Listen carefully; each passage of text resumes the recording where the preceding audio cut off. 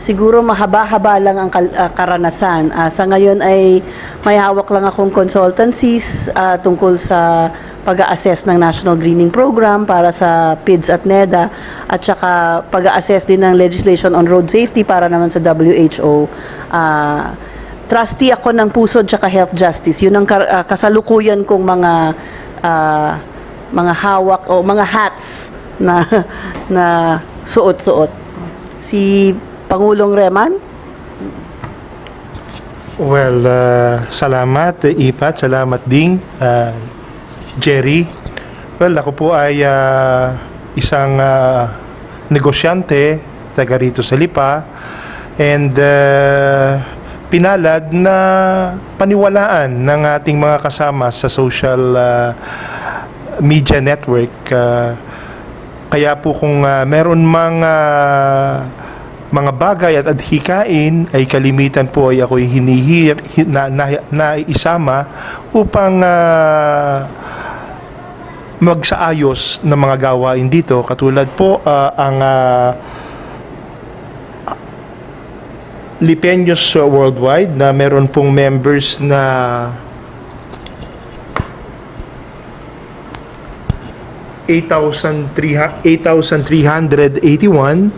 Ang Lipa City Philippines, actually ako'y ordinaryong member dito pero yun pong administrator nito at owner ay meron ding kaunting paniniwala sa atin at pati itong mga admin nila, sila po ay meron silang membership na 29,431 at ito pong Project Save Lipa City River ay meron pong membership pong ito na bago po lamang kami ay 296. Subalit lahat po naman ng mga ito nasa Lipeños Worldwide, Lipa City Philippines, pati po ang nasa Halalan Lipa City ay tumutulong po dito sa amin. Ang Halalan Lipa City po ay meron po itong membership na 5,668. Ako po ay kabilang din lamang dito bilang isang ordinaryong miyembro. Kasama po natin dito ang ating outstanding employee ng National Most Outstanding Employee ng BIR, si Ginang Nilda Zamudio. Pakibati ang ating mga kababayan.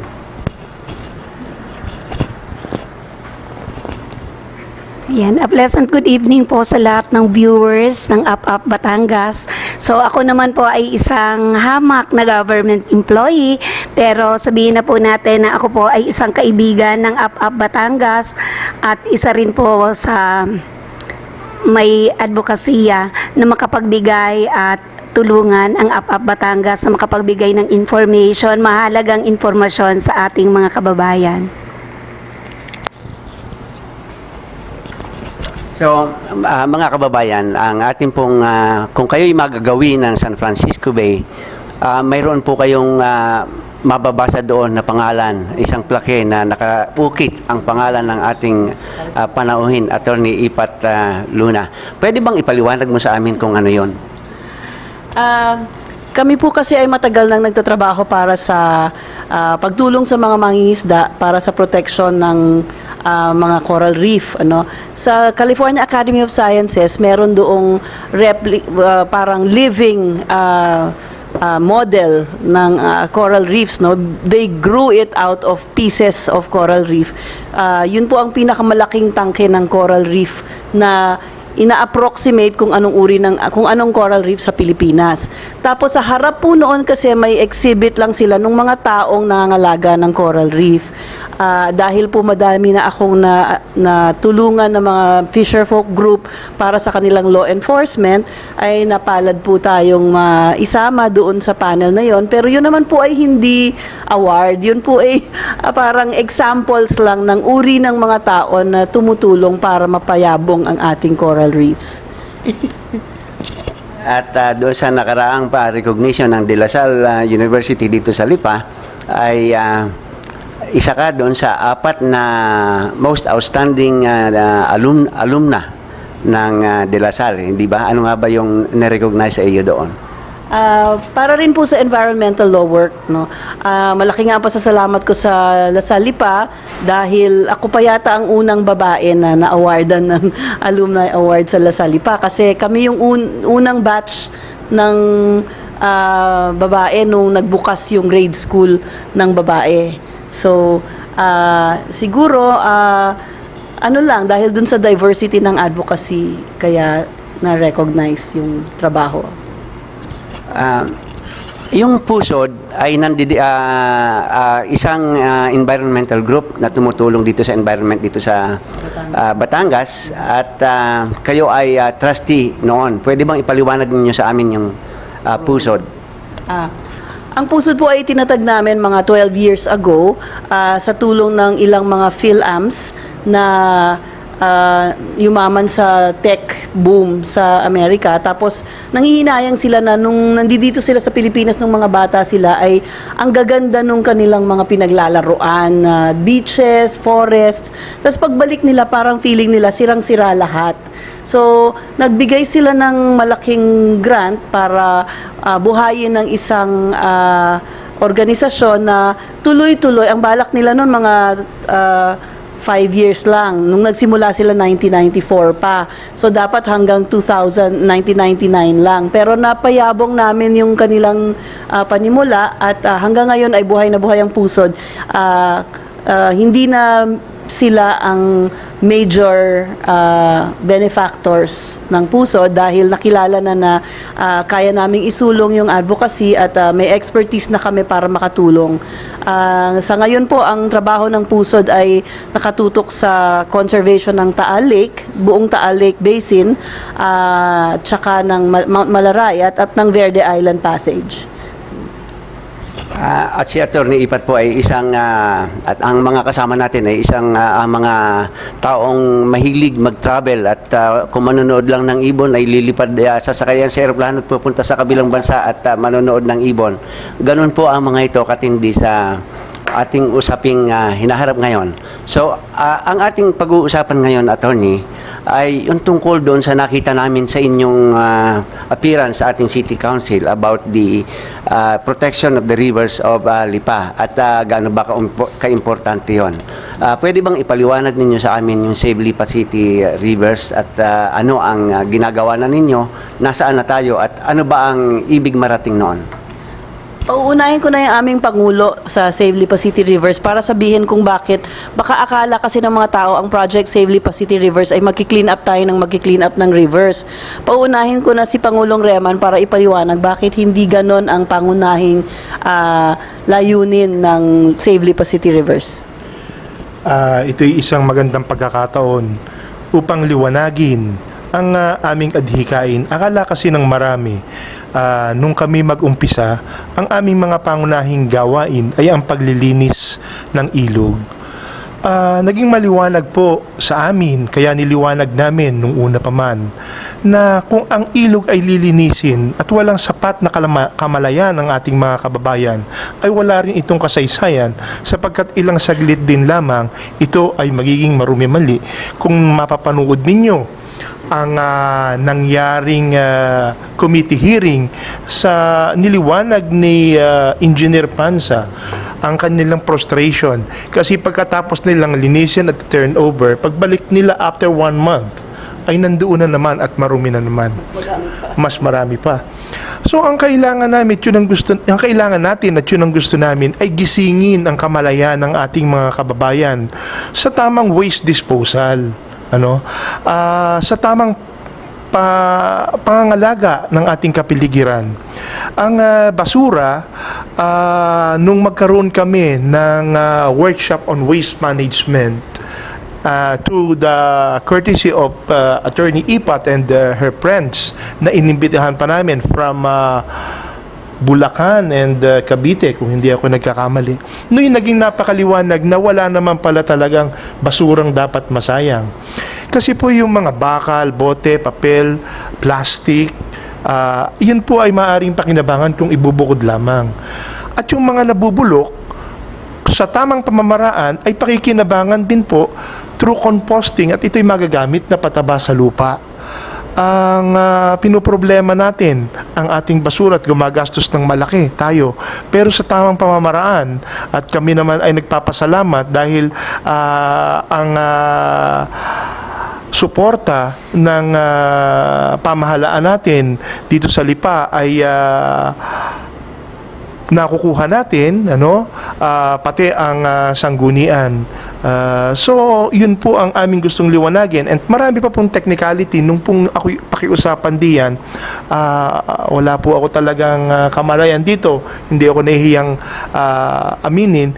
Kaya ang nasa isipan ko agad ay ang hingin, ang suporta ni Attorney Ipat Luna. And true to herself, pagdating sa papaligiran, katulad ng ilog at ay hindi ako nagdalawang isip, hindi ako nagdalawang salita, hindi siya nagdalawang isip, at nakuha agad namin ang suporta niya. Marami pa pong bagay na ang mas makakapagpaliwanag ay si Attorney Ipat.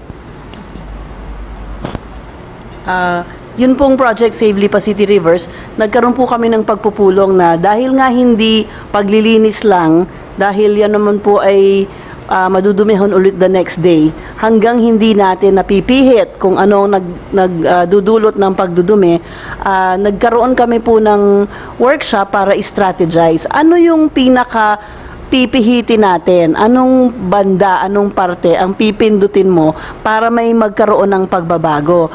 At naisip namin na yan ay parang bibingka. Dodoblehin mo ang init niyan o ang apoy.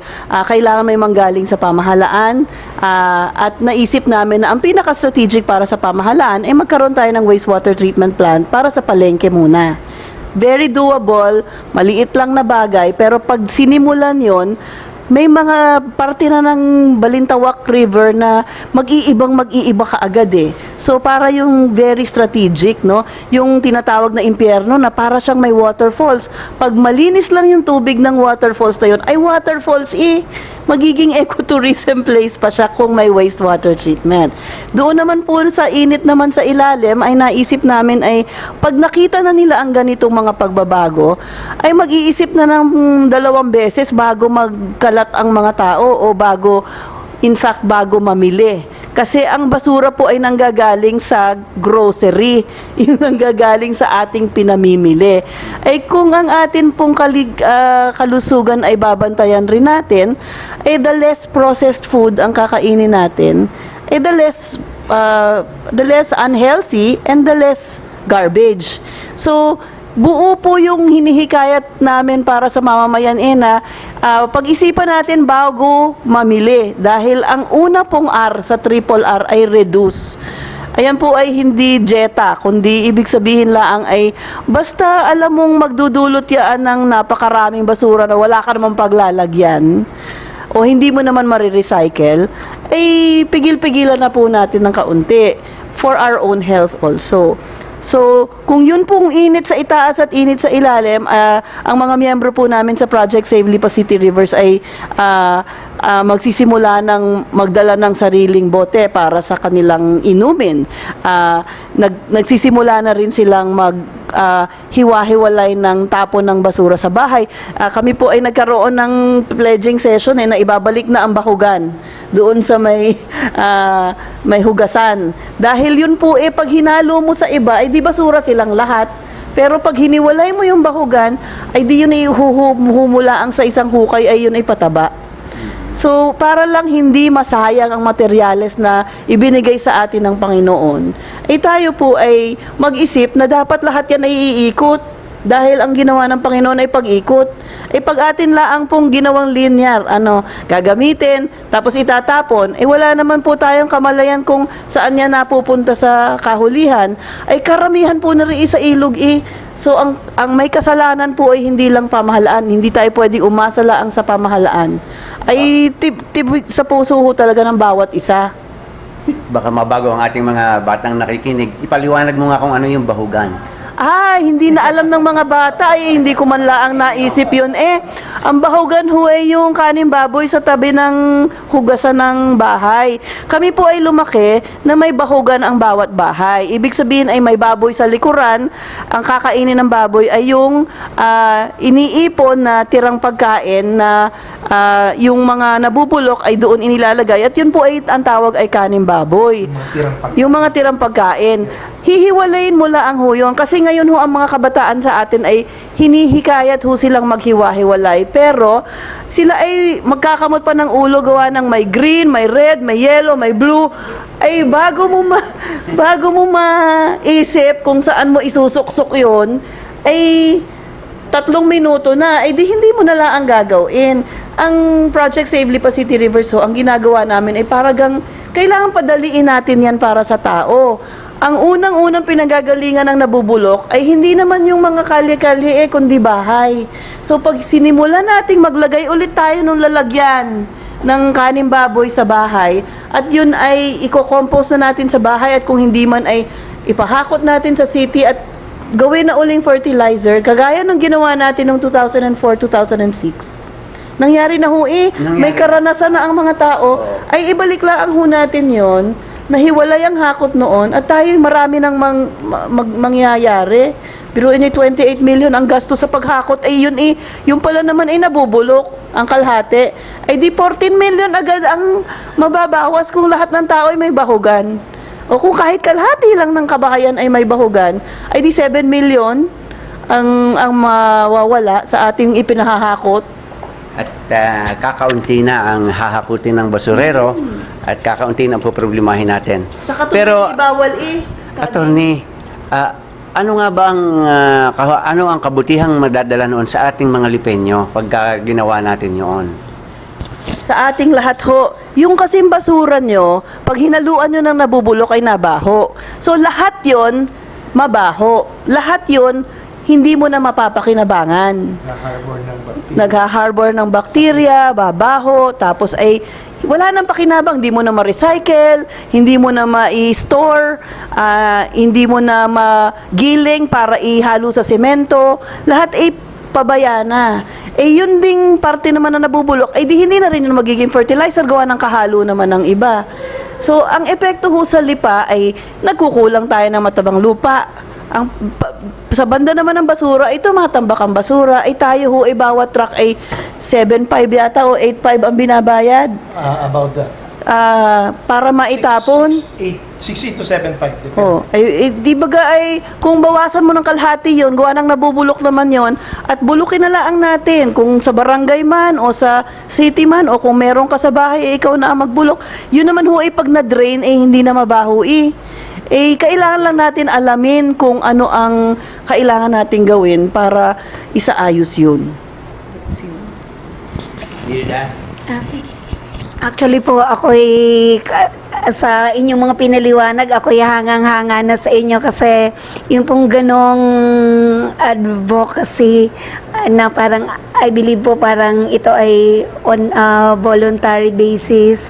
Opo. Pwede ko po pong malaman kung ilan na yung members ninyo kasi parang mahaba-haba pa po yatang ito.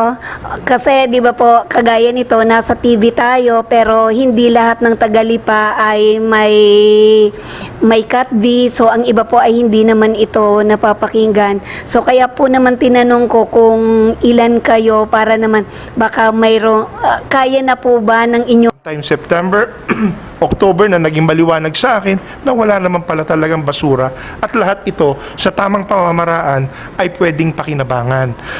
Ang maganda sa Barangay Balintawak ay kasama sa workshop na i-organize ang PTA ng Abundio Torres Memorial School, Senador Maria Calao Katigbak Elementary School, Damabini Academy, TM Calao Elementary School, at yung pa mga daycare area sa kanila. So ano ang ibig sabihin nito? Madali nang magka-cascade yan. tungo sa bahay-bahayan ng barangay. So I can see very well na talagang magiging mabilis ang pagpapatupad at ang pagkakaroon ng kamalayan ng Barangay Balintawak. That is why noong last committee hearing ay aking iminungkahi sa committee ng environment na kilalanin at kung maaari para naman panggayanan ng ibang barangay ay bigyan ng incentive by way of project or kung anuman bilang isang magandang huwaran kung papaano mga laga ng kapaligiran at i-manage ang basura.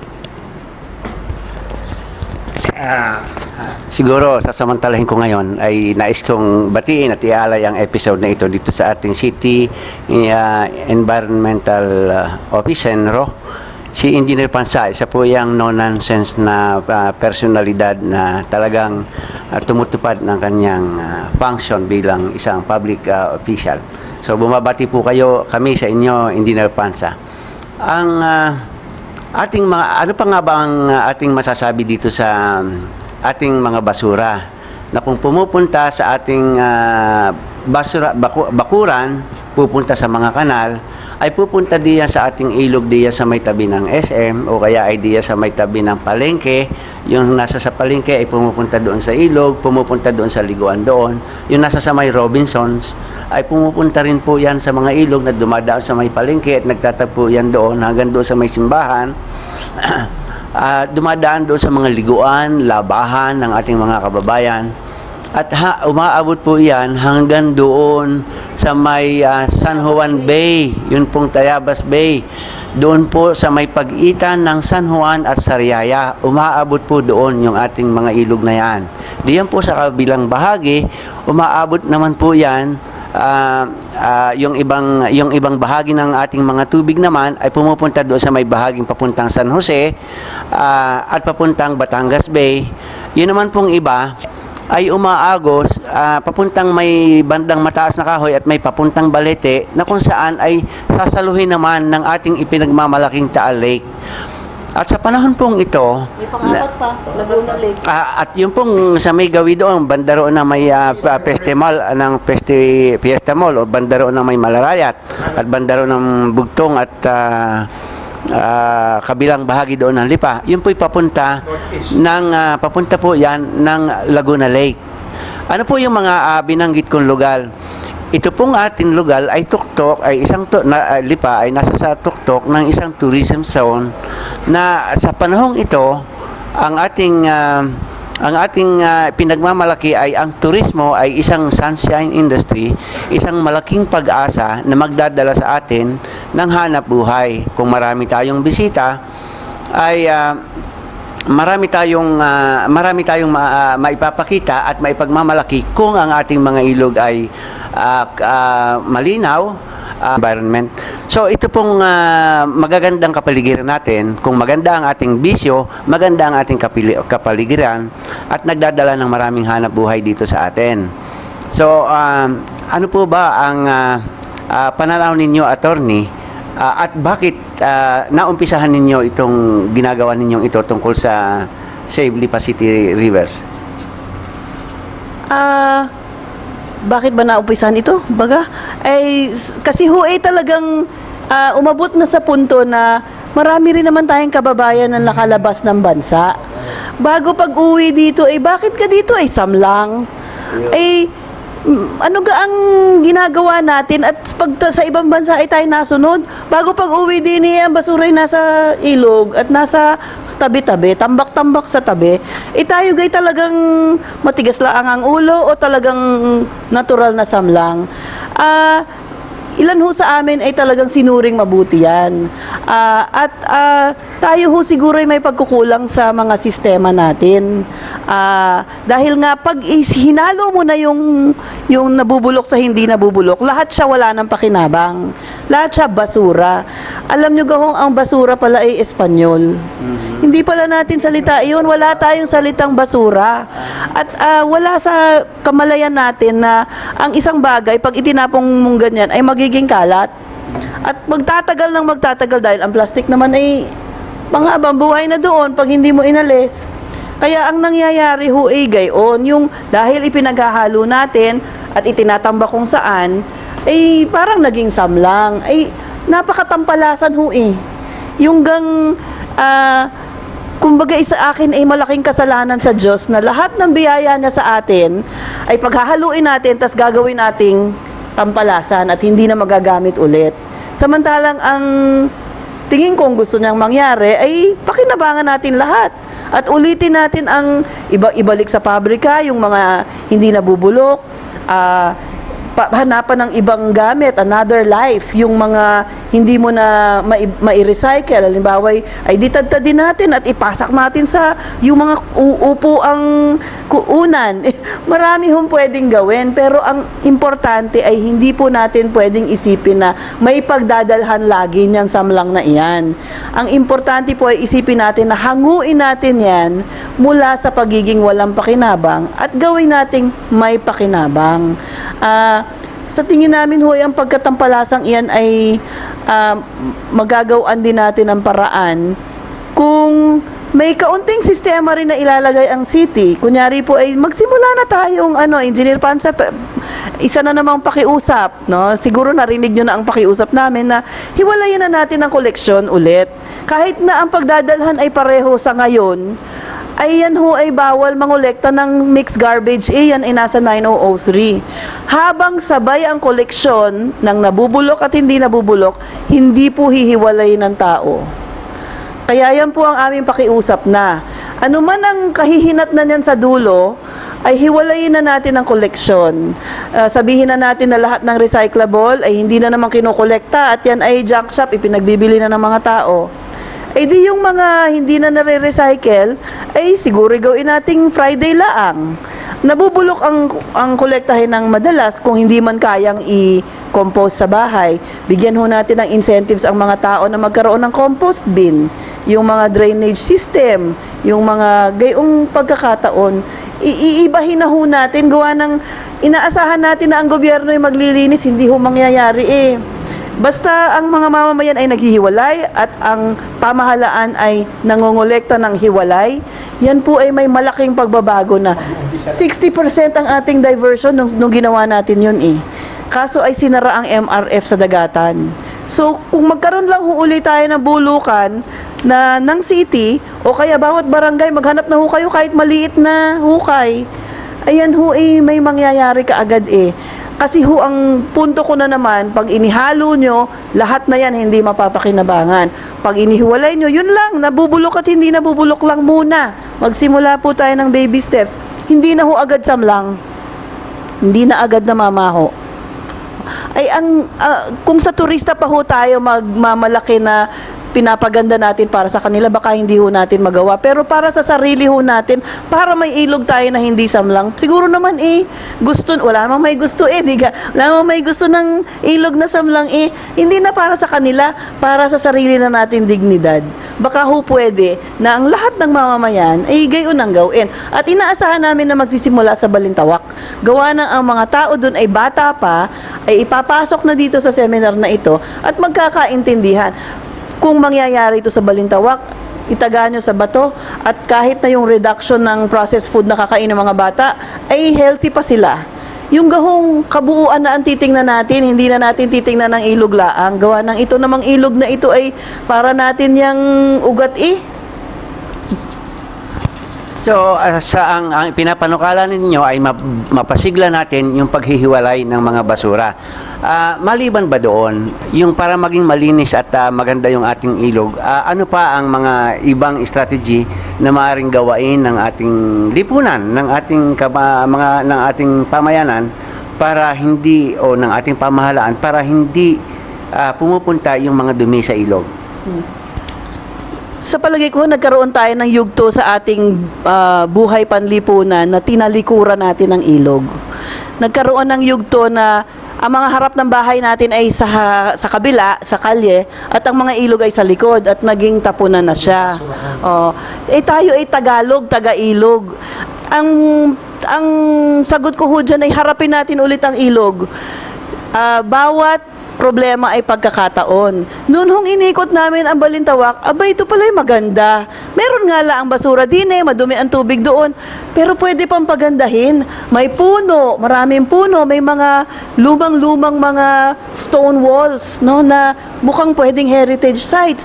May mga tumutulong tubig, madumi nga lang ang tubig. Pero kung iisa-isahin ho nating katulad ng ginawa sa yung estero sa Paco, na pagtatabihin mo yung madumi at saka yung malinis, gagawin na ho nating ecotourism river yan. May pasyalan, may mga halaman, na yung halaman mismo ay parte nung naglilinis ng tubig. Kasi ho yan ay may filtration process na. Pag may halaman dyan, lagyan mo kaunting fountain. Ang silbi naman ng fountain ay nag-aerate siya ng tubig. Dililinis pa ho uli. May pagkakataon ho dyan sa Balintawak River, pag ating itinutok lang ang ating dyan ay pwedeng bike path, pwedeng pasyalan, ay di naharap natin ng ilog. Pag yan ay pinangangalagaan na natin dahil ating ginagamit, hindi na ho yan magdudumi. Tayo na mismo ang magagalit pag tayo nakakita ng samlangguanan, tayo na mamasyal. May dadagdag ka, Pangulong Renan? Totoo po yung sinabi ni Ipat. Kasi ay ngayon ko rin lamang napag-alaman. Miski pa ako'y nag-aral noong high school at college at grade school. Oo. Ngayon ko lamang napag-alaman na yung palang Tagalog na tawag sa atin. Yung pala yung pinagkuhanan ay Taga-Ilog. No? Taga-Ilog. Bakit? Ay ang pinanggalingan niyan ay yung Taga-Ilog, Laguna de Bay at Taal Lake. Yan ang bumubuo sa Katagalugan.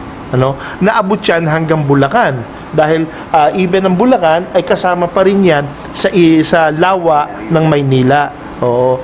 So maganda yung sinabi ni Attorney Ipat na ating harapin muli ang ilog. Dahil ang katotohanan ay tinalikudan natin na tama, ang harapan natin ay karsada, bangketa, pero ang karamihan na namamahay dyan, ang likudan ay ilog. At ano ba ang gagawin sa ilog? Ay di doon dumadaloy yung mga hindi magagandang tubig. Kung hindi maayos ang koleksyon ng basura, ay di pagpatak doon ng basura at dumaan ng agos ay daladala na. And dito sa atin sa Lipa ay napakaalwan iyan na gawin sapagkat tayo mataas. Ano man ang basurang pumunta dyan, magkaroon lamang ng tubig na malaki, ay pupunta yan. Pupunta yan sa Laguna, pupunta yan sa Laguna de Bay, pupunta yan sa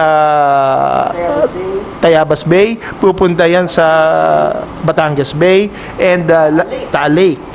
So, saka mo lamang makikita ang dumi sa atin pagka walang tubig at hindi nagtatagbagyo. Pero pag yan nakita mo na ang ulan at bagyo, para siyang malinis.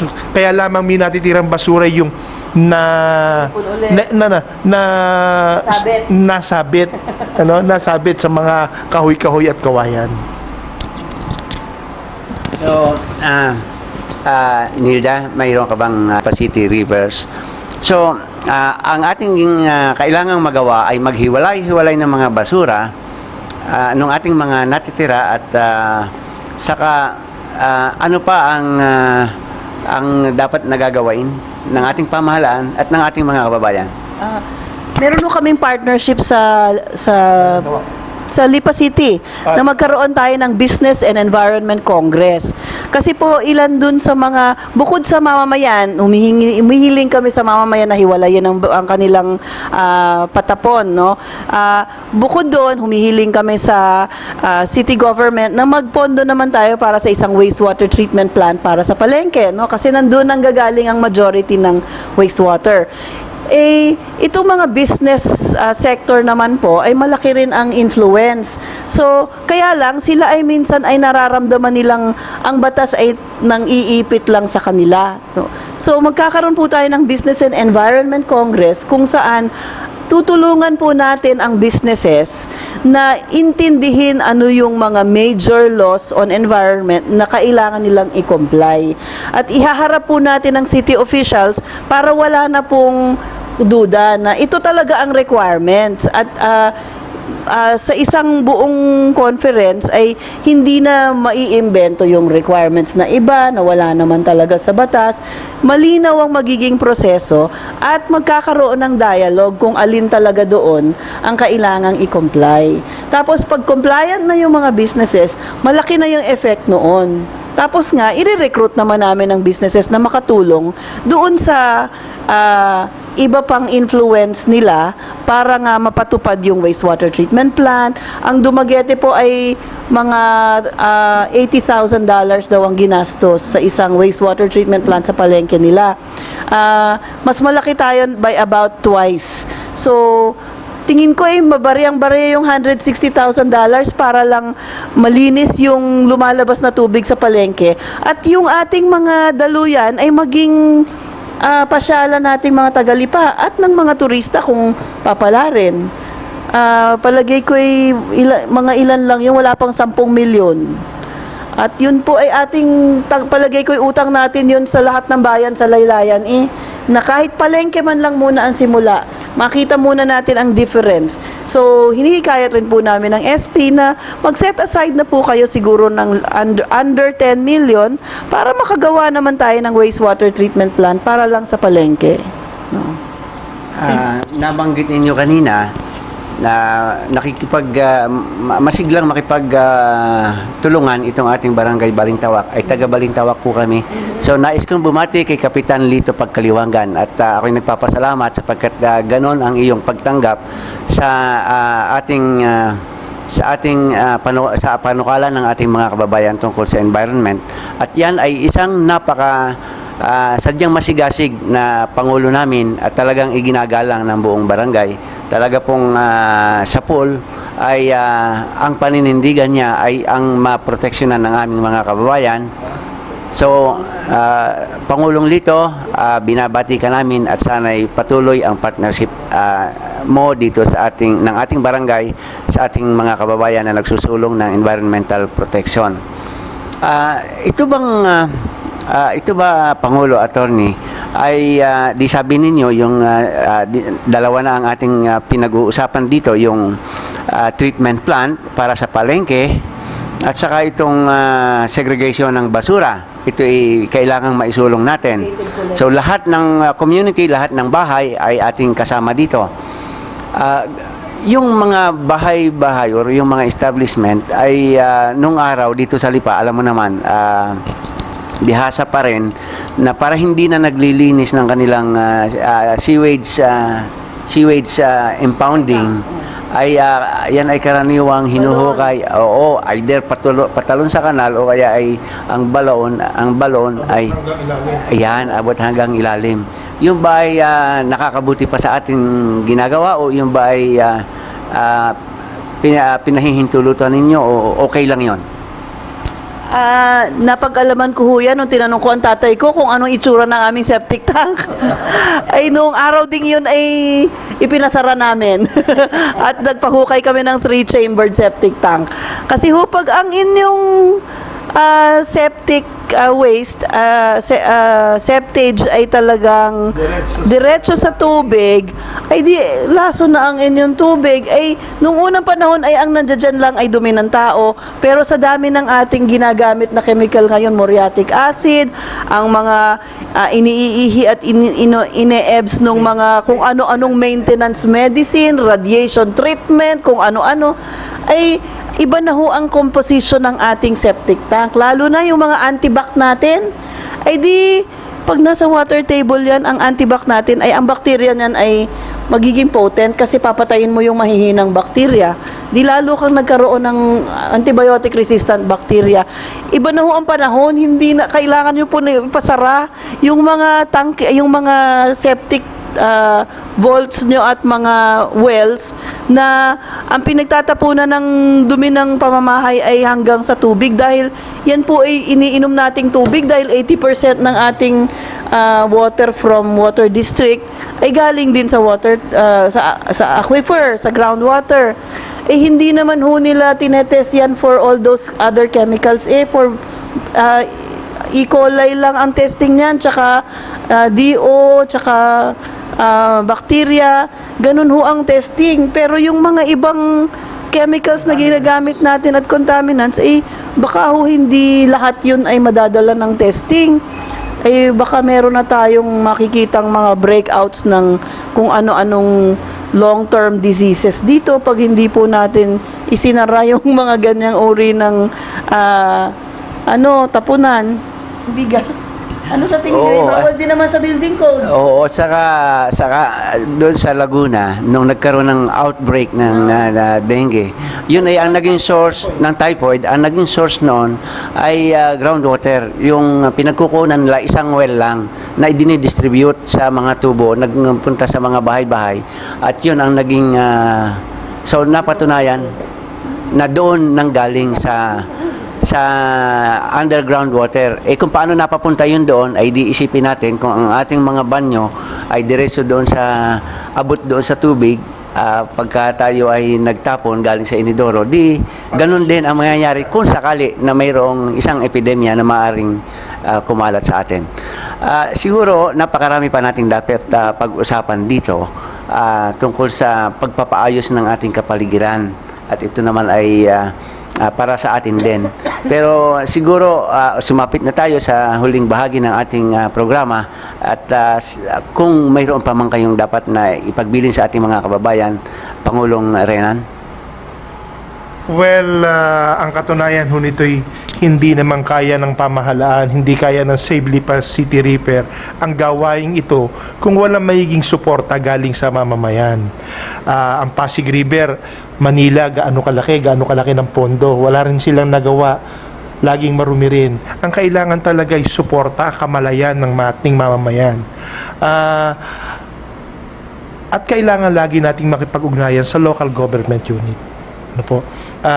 Ako'y nagpapasalamat nga sa Barangay Balintawak, nagpapasalamat kami sa sanggunian, sa suporta, at nagpapasalamat kami sa pamahalaang panglunsod sapagkat kausap namin si Ma'am Berna Sabili ay susuportahan niya tayo dito sa Business Environment Congress upang maging malinaw sa ating mga negosyante kung papaano tutupadin ang isinasaad ng batas sa pangangalaga sa ating katubigan, sa pangangalaga sa ating kapaligiran.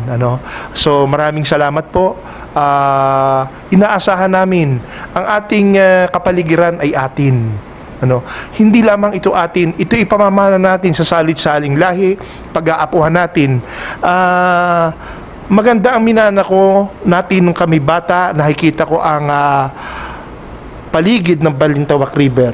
Nakakapunta pa ako dyan, nakakapaglaro yung mga kuweba diyan. Pero ngayon ay ibang-iba na. Pagtulong-tulungan nating maibalik sa dati. And yan ho ay hindi magagawa ng pamahalaan, hindi magagawa yan ng anumang samahan kung walang pakikipagtulungan ang mga mamamayan. Salamat po. Okay. Paano sila tutulong? 200 plus pa lang ang members ng Project Save Lipa City Rivers. 286. Pero inihikayat namin ang lahat ng mga miyembro na yon na magsimula nang ilagay ito sa kanilang kamalayan. At sa tingin naman namin, pati dun sa ibang social media networks ay kumakalat na rin na hindi na pwedeng ipagpaliban ang ganitong suliranin. Ay, tayo ang makakalanghap, makakalunok at makakakain nung mga pinabayaan nating sistema na hindi natin tinutukan. So kung sumasagot naman ang ating pamahalaan sa pakikipagtulungan, nagsisimula pa lang ho tayo. Kung interesado kayo, baka ito na yung gamitin nating turning point, kasi ang lalaki ng problems sa environment Kung meron ka lang gagamiting turning point, sa tingin po namin ito na po yun. Yung wag pagtatampalasan sa materials na ibinigay sa atin ng Panginoon, at ito po ay gamitin natin ng maayos at linisin natin yung tubig bago natin pakawalan. Hindi yung itatapon na lang natin at ang problema na lang ay mga taga San Juan, mga taga Batangas City sa Kalumpang River, mga taga Latag River. Napaka hindi ho Kristiyano ang gayong pagpapabaya, ay dito pala ang ipakita natin. Tayo naman may katungkulan na ibinigay din sa atin ng pangangalaga na ring mga dulot sa atin. isulong po natin at wag na nating ipagpaliban dahil pag tayo pulong ng pulong at hindi naman natin ginagawa ay kasalanan din. Pangulo. Well, bagamat ang core group ng Project Save Lipa City River ay maliit pa, nasa amin naman ang suporta ng Lipeños Worldwide na merong mahigit na 8,000 miyembro, ng halalan sa Lipa na merong halos 6,000 miyembro, at ang Lipa City Philippines ay nakasuporta rin sa atin na merong 29,400 na mahigit na miyembro. So ito ay isang magandang umpisa, pero kailangan lagi ay ang ating mga kasama sa barangay, sa mga kapaligiran. Maraming salamat po. Ma'am Nilda. Ayan, tunay pong kahanga-hanga ang ginagawa ni Attorney at saka ni Tito Reman. Sana po ay dumami pa ang kagaya nyo at patuloy po yung kooperasyon na ginagawa ng mga tao as well as yung government po natin para patuloy nating ma-enjoy ang ating malinis na kapaligiran. Thank you po. So, yan po ang kabuuan ng ating usapan sa ngayon. Atin pong suportahan ang kaisipang alagaan ang ating kapaligiran. Suportahan po natin ang Save Lipa City Rivers at isulong natin harapin natin ang pagsulong, ang pag-unlad ng Lipa, ng Batangas. Usapang pangkapayapaan, usapang pangkaunlaran. Up, up, Batangas, mabuhay po kayong lahat. Salamat po. Thank you sa pag Audio Jungle.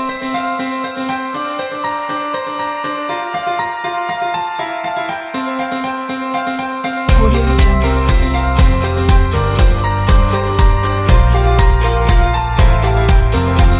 Jungle.